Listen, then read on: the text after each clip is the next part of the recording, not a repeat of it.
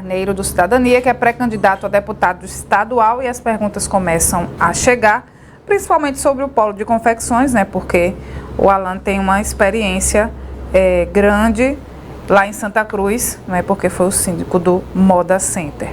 O Daniel Silva, lá de Riacho das Almas, ele pergunta o seguinte, Alan: pergunte ao pré-candidato, por favor, por que tanto se fala em ajudar os confeccionistas, mas tirando os costureiros das 3 cidades que são as principais, Caruaru, Santa Cruz e Toritama, todas as cidades circunvizinhas, os costureiros sofrem com trabalho quase escravo, costurando com o patrão, pagando o preço que querem, sem falar, trabalhando com máquinas sucateadas, sem condições de comprar máquinas novas. A pergunta é se tem algum projeto para ajudar esses costureiros, não só os das 3 principais cidades. Desculpa, só o nome dele? Daniel Silva, Daniel, lá de Riacho das Almas. Importante demais essa... Também está se inserindo no polo. Sim, e Riacho é uma das principais cidades do polo. Produz principalmente jeans. A gente tem vários amigos na cidade de Riacho e passei por lá, inclusive, recentemente. É uma cidade que, enfim, respira hoje, como eu coloquei.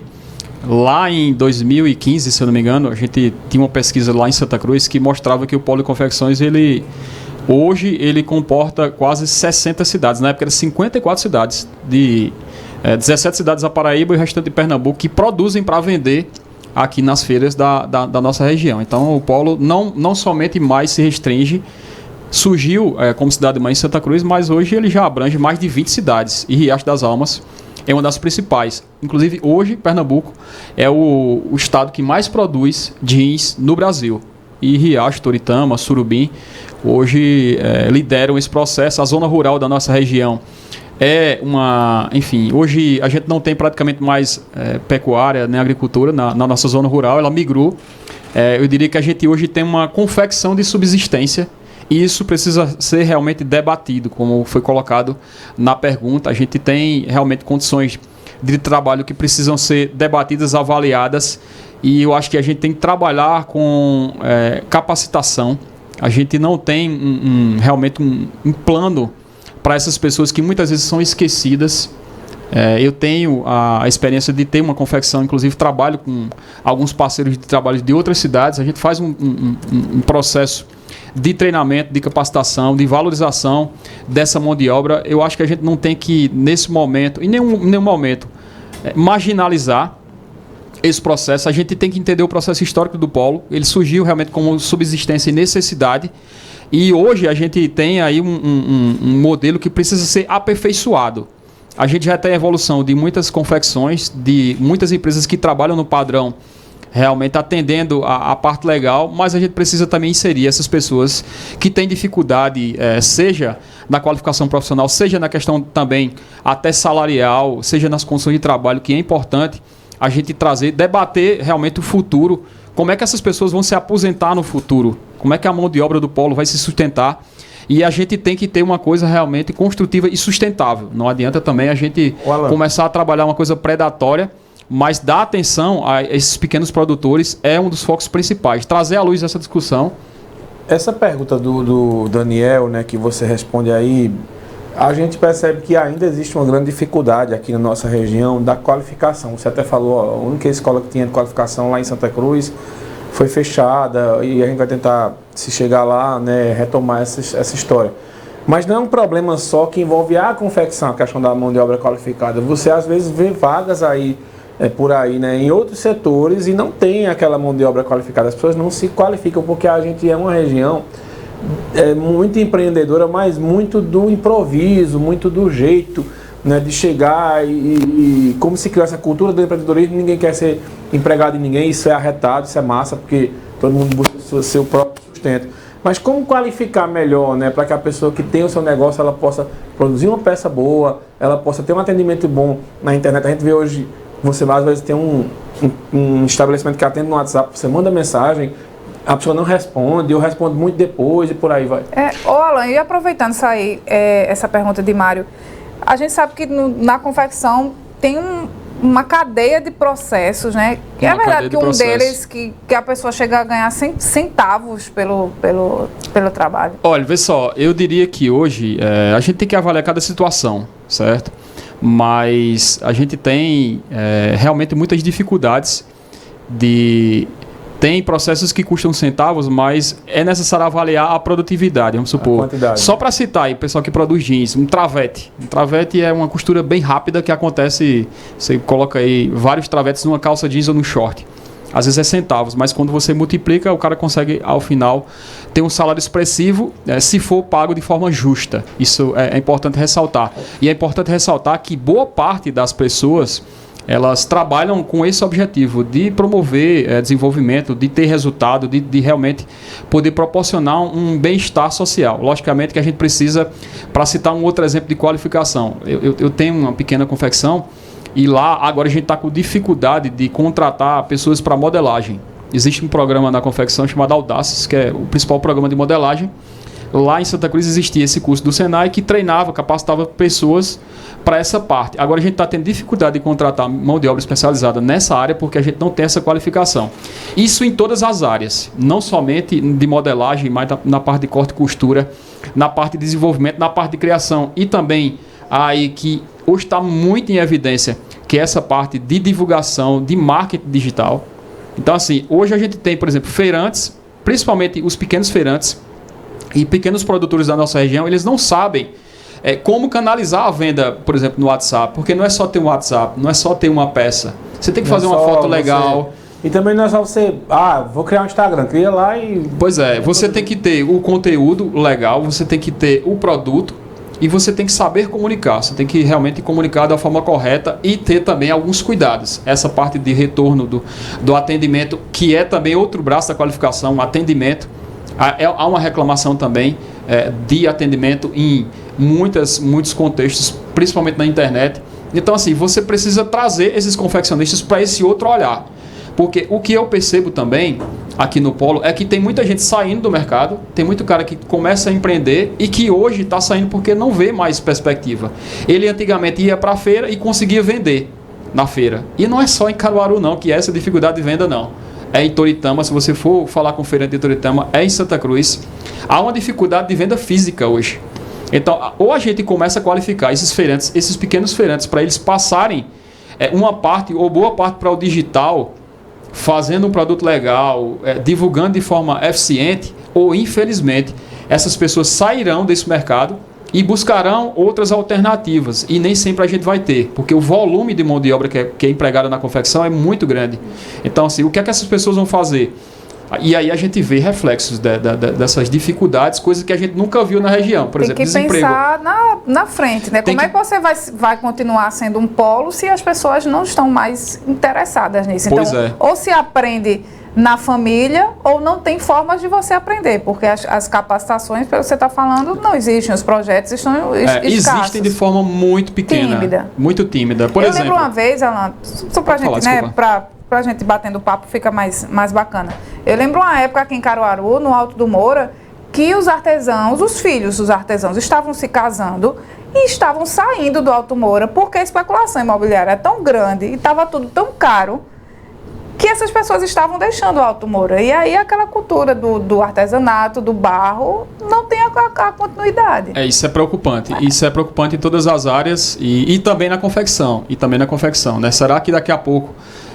qual é o interesse? Eu faço muito essa reflexão. E até para o pessoal que costura também. Qual é o interesse hoje do jovem ou da jovem em querer aprender a costurar? Qual é o atrativo em termos de profissão que essa pessoa vai ter? Então a gente tem que gerar um pouco esse debate, porque daqui a pouco a gente não vai ter mais profissionais, as pessoas vão querer fazer outra coisa, e aí a região vai passar por grandes dificuldades, já que boa parte da mão de obra, do PIB, da economia da nossa região, ela gira em torno da feira. Quando a gente costuma dizer lá em Santa Cruz, e aqui não é diferente em Caruaru e Toritama, que quando a feira é boa, tudo melhora. Tudo melhora, seja, enfim, a prestação de serviço, todos os serviços, enfim, eventos melhoram. Quando a feira é fraca, reflete em tudo. Termômetro, né? Então, a gente tem que começar a pensar isso de forma estratégica e começar, inclusive, a analisar. Será que a gente está plantando um polo de confecções sustentável para o futuro, ou será que no futuro a gente vai ter dificuldade? Por exemplo, uma coisa que não é debatida, tem algumas poucas iniciativas sendo feitas, mas ainda de forma muito tímida. Por exemplo, a gente paga um imposto que é um imposto chamado Fundtec, é um fundo para a indústria de confecção, certo? E aí ele gera um valor considerável que deveria ser revertido. Ele é principalmente revertido aí através do núcleo gestor da cadeia texto. Acho que eu mesmo não sabia disso. Você, inclusive, esse núcleo, ele é localizado na cidade de Caruaru. Vendo aí. Para você ter uma ideia. Mas o que não se comunica... Pois é, então assim, esse núcleo, ele é gerido com dinheiro público, que é direcionado, né, através do pagamento de impostos. Então você que é confeccionista que está aí do outro lado, você está pagando esse imposto. Porque esse imposto, ele é pago na entrada do tecido. Porque há, infelizmente ou felizmente, logicamente com o processo histórico, essa cultura informal. Esse cara que é informal, mas ele vai na loja de tecido e o cara do tecido, ele paga esse imposto na entrada. Então, até esse confeccionista informal, ele está pagando esse imposto e ele deveria ter um retorno muito maior dessa parte de qualificação profissional, que é para isso que o fundo foi criado. Existem algumas iniciativas aqui em Caruaru, mas para você ter uma ideia, se vocês moram aqui em Caruaru e não têm conhecimento que existe esse equipamento em Caruaru, imagine o cara de Santa Cruz, o cara de Toritama, o cara de Riacho das Almas, de Surubim. Então, assim, falta conexão, falta o Estado colocar de fato o polo de confecções no mapa. E não é só no discurso, não. Por exemplo, o Estado de Pernambuco, ele divulga iniciativas, ele divulga, por exemplo, muitas vezes em eventos internacionais, o barro daqui de Caruaru, o artesanato de Caruaru. A gente tem uma feira fantástica em Pernambuco, que é a FENEARTE. O orçamento da FENEARTE é um orçamento multimilionário, importante demais a gente ter uma estrutura daquela acontecendo. Mas, poxa, a gente tem aqui 150 mil empregos, a gente não tem incentivo praticamente nenhum. O que o governo manda para cá são migalhas. Então, é necessário que se provoque essas pautas. Se a gente tem representantes que não falam isso semanalmente, que não trazem essa discussão e esse olhar e essa preocupação para o futuro, a gente está correndo um grande risco. Eu digo isso, eu não estou querendo aqui, logicamente, que eu estou no processo político de pré-candidatura, mas eu sou da área, eu conheço cada pedaço desse polo. Eu surgi na informalidade, eu trabalhei anos na informalidade, eu sei como é, e sei como é a dificuldade do cara que é produtor, que tenta aí crescer. Então, por exemplo, não se discute a questão da formalização. O cara não tem que ver o informal como um inimigo, não, ou como um cara que não quer. Hoje, por exemplo, a tendência de você contratar a PJ, né, que é a pessoa jurídica, ela é uma tendência de mercado, né? Você se qualificar para você deixar de ser CLT e virar PJ. É quase uma regra de mercado. Pois é, e assim, a gente tem que ver, a gente tem que mudar o olhar, assim, o poder público tem que mudar o olhar, o Estado tem que mudar o olhar para o polo. Muitas vezes a gente escutou até piadas... Agora, só para concluir, Alan, para você comentar aí, por outro lado também a burocracia que o Estado ele promove, e aí não é só o Estado de Pernambuco, é o município e a federação também. Você quer ser formal, aí você quer pegar um empréstimo para qualificar seu negócio. Meu amigo, então você deixa um rim ou um menino lá como garantia. Pois é, e a burocracia que pede até certidão do tataravô. Pois é uma grande dificuldade. Chegou, tem crédito para isso, crédito para aquilo. Uma vez eu simulei aqui, meu amigo, é coisa que pediram. Olha, eles pedem até, por exemplo, dependendo do banco, o comprovante de votação das últimas 3 eleições, para você pegar um empréstimo para tentar gerar um negócio assim. É uma burocracia sem lógica. Muitas vezes sem lógica, que, enfim, exclui. Você vê, até para citar, por exemplo, Banco do Nordeste, que era para ser, logicamente que tem... eu inclusive sou cliente do Banco do Nordeste, mas era para ter um braço muito maior, voltado para o pequeno produtor. Você vê uma linha de crédito específica para caprinocultura, para fruticultura, mas você não vê uma linha de crédito específica para o confeccionista, com menos burocracia. Isso não existe. E às vezes o cara deixa de fazer um investimento numa máquina, sei lá, de R$1.000, R$2.000, porque ele não tem acesso. E ele sabe que aquilo daria resultado. Qual é a diferença no negócio? Só para se ter uma ideia em relação à formalização, à informalidade, eu sempre digo o seguinte: a gente não tem que ver o informal como inimigo ou como um cara que está querendo se esconder do Estado. Eu comparo a informalidade muitas vezes como uma joia bruta que você precisa lapidar. Você precisa trazer esse cara para a formalização, não para ele pagar imposto, mas mostrando que aquilo é um caminho interessante. Que tem as vantagens, né? Que tem as vantagens. Eu sempre costumo dizer, o cara que é informal, e eu já trabalhei muitos anos na informalidade lá atrás, até me formalizar, não me arrependo de ter me formalizado, não conheço ninguém, nem um confeccionista que digo, arrepende, né? me formalizei, agora estou arrependido porque agora Logicamente que, infelizmente, há uma burocracia, a carga tributária é altíssima, mas é necessário... Desconhecimento, né? Tem algumas alternativas. Informação é tudo. Tem o MEI, por exemplo, que você consegue um processo de formalização, você fica com segurança jurídica, até para aposentadoria, você consegue ter uma nota fiscal. Também acidente, né, que você de repente não possa tudo, mais você trabalhar. traz uma série de garantias. Mas o que é que precisa acontecer? O Estado tem que chegar de uma forma mais maciça nesse confeccionamento e dizer, ó, minha amiga, eu não estou aqui para tomar o seu negócio não, nem para fazer com que você, enfim, apenas pague imposto, mas para te mostrar alguns caminhos, seja de qualificação, seja de informação, de formalização e, lógico, de estrutura. É totalmente possível e viável. Infelizmente, eu pago o preço e outros pré-candidatos e candidatos vão pagar o preço porque realmente houve muita conversa, muitas pessoas falaram pelo polo e a realidade continua praticamente a mesma, mas a gente tem que começar a pensar de forma diferente.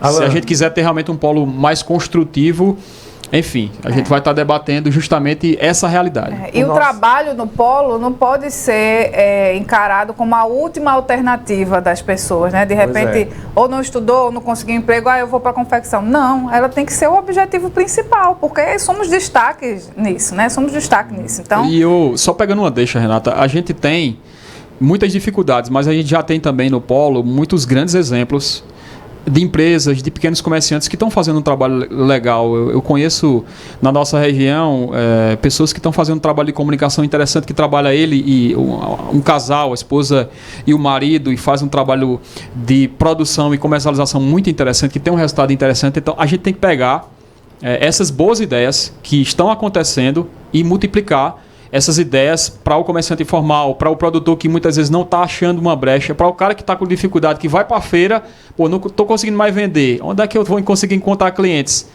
Acho que o Estado tem que começar a orientar melhor essa joia bruta que é o polo, para que ela fique realmente lapidada no futuro. Alan, nosso tempo infelizmente acabou. Agora a última pergunta, e você só pode dizer o nome, não pode contextualizar não. Se a urna eletrônica estivesse aqui na sua frente, você votaria em Lula, Bolsonaro ou João Dória? Vê só, essa questão da polarização não contextualizar, não. A gente está aguardando a decisão do partido, até porque não tem, da federação, claro, não tem a definição. Eu defendo, eu disputei a eleição de Santa Cruz por uma chamada terceira via, certo? E foi desacreditada lá por muitos e subestimada por tantos outros. Mas a gente conseguiu um resultado muito expressivo. A gente provou em Santa Cruz que é necessário, que é possível trazer o debate, porque eu lamento que o meu país, que o Brasil hoje, fique nesse debate polarizado e a gente, por exemplo, eu não vi recentemente ninguém debater a questão da educação do Brasil, que é grave, é gravíssimo. Talvez pior da mesma proporção da dificuldade econômica que a gente está passando. Eu não estou vendo debate, infelizmente, quase que nenhum acontecendo. Eu lamento. E eu ainda espero, e ainda tenho esperança que surja esse debate. Eu sei que não é fácil com essa polarização, mas eu espero poder ter outras opções para poder realmente debater e, obviamente, que escolher em outubro para presidente. Acabou. Obrigada, viu, Alan? Obrigado, foi rápido aqui. A gente está à disposição, quem puder seguir as nossas redes sociais, aí sou Alan Carneiro, Facebook, Instagram, a gente está nessa caminhada, mande sua dúvida, sua sugestão, que a gente vai estar nessa batalha tentando evidenciar o nosso polo de confecções para, se Deus quiser, viver dias melhores. Um abraço, Deus abençoe a todos. Amanhã, de 7 horas da manhã, no Jornal da Cidade, a gente repercute aqui essa entrevista, no último bloco do jornal, de 7h40. E amanhã, aqui a gente recebe Armandinho, que é do Partido Solidariedade. Não, estou confundindo. Qual é o partido mais da Raiz? Solidariedade. Solidariedade, isso mesmo. Marília? Solidariedade, isso. Passa o WhatsApp, cidade.